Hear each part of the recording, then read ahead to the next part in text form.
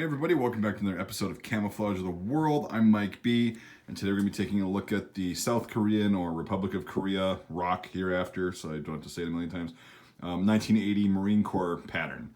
So this has got a couple nicknames to it besides that. It's called the turtle shell, eggshell, or geometric pattern generally. And it was introduced around 1980, so that's what I'm going to call it for the sake of giving it a name. There really is no official name that I could find. Just a bunch of nicknames, and the fact that it came around 1980, that's what we're going to call it for the sake of giving it a name.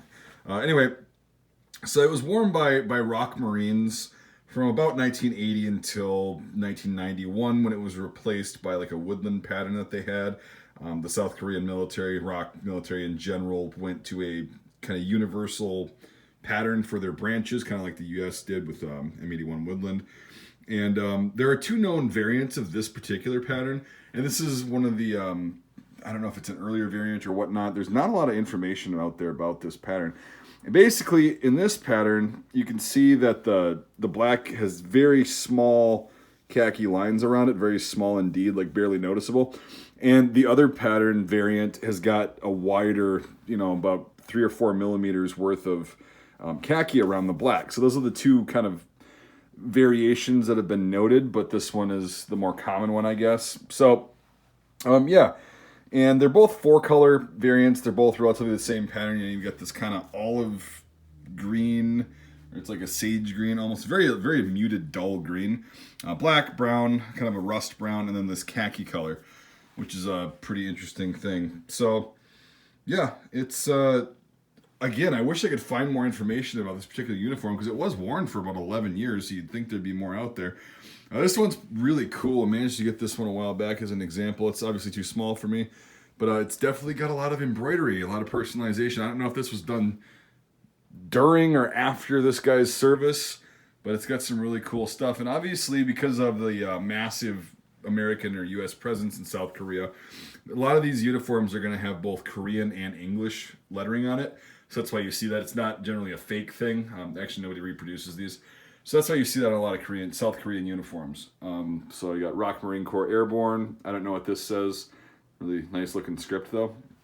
And then there's 861 and a bunch of characters. So if you are Korean and you actually know what these things say, these letters are and everything, I cannot read it. I'm sorry. Let me know in the comments what's going on with this thing, because I'd really like to know. I'm pretty sure that just says ROK Marine Corps. And then, obviously, it says it right there. And I don't know what that badge is either, that little embroidery thing, or what the lettering says. So, yeah, any help would be appreciated. It's a pretty decent twill material, as you can see. Nice up-close personal shot.